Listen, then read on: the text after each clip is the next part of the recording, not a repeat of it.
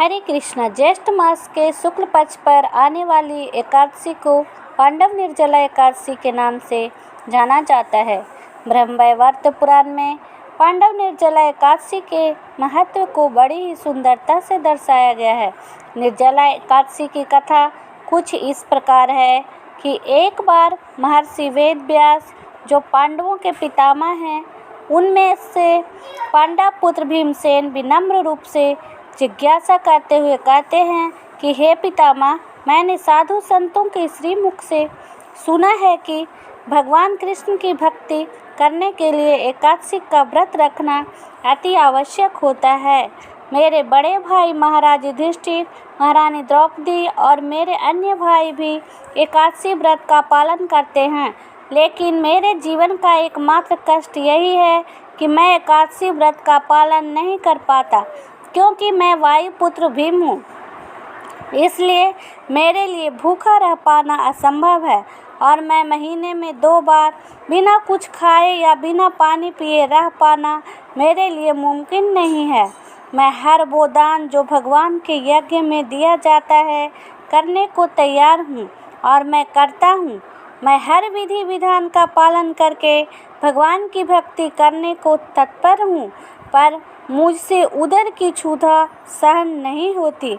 मेरी अर्धांगिनी, मेरे बड़े भाई सभी मुझे इस व्रत का पालन करने का उत्साह देते हैं, पर मुझसे नहीं हो पाता है। पितामह, मेरे कल्याण के लिए कृपया मुझे ये बताएं कि मैं इस समस्या से कैसे छुटकारा पा सकता हूँ और भगवान की भक्ति कैसे कर सकता हूँ।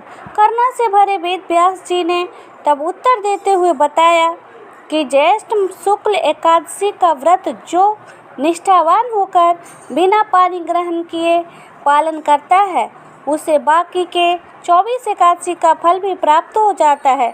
एकादशी का व्रत करने से हमें न केवल जीवन में शांति मिल सकती है, बल्कि मृत्यु के बाद भी हम वैकुंठ जा सकते हैं। और व्यासदेव जी निर्जल एकादशी का महत्व बताते हुए आगे यह भी कहते हैं कि कलयुग में जहाँ बुराई चारों ओर फैली हुई होगी, दुख, कलेश, धोखा, यही सब मनुष्य निरंतर करने लगेंगे और अपने पाप का घड़ा भरते चले जाएंगे। उस समय भी एकमात्र एकादशी का व्रत पालन ही मनुष्यों के पापों को काट सकता है और भगवान की ओर उन्हें अग्रसर कर सकता है। श्री व्यासदेव जी का कथन सुनकर सभी पांडव निर्जला एकादशी के व्रत पालन में जुट गए। इसी कारण इस एकादशी का नाम पांडव निर्जला एकादशी पड़ गया। निर्जला एकादशी के दिन हमें वैष्णव को, ब्राह्मणों को विनम्र होकर दान दक्षिणा भी देना चाहिए, क्योंकि एकादशी के दिन जो भी हम दान करते हैं उसका लाख गुना पुण्य हमें मिलता है।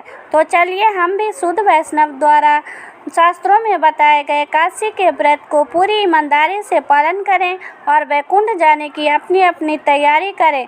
आप सभी को पांडव निर्जला एकादशी की हार्दिक शुभकामनाएं। धन्यवाद। हरे